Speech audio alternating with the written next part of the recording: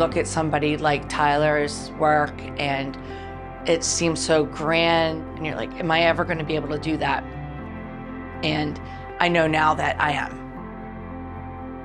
I have a degree in floral design from New York Institute of Art and Design in New York City.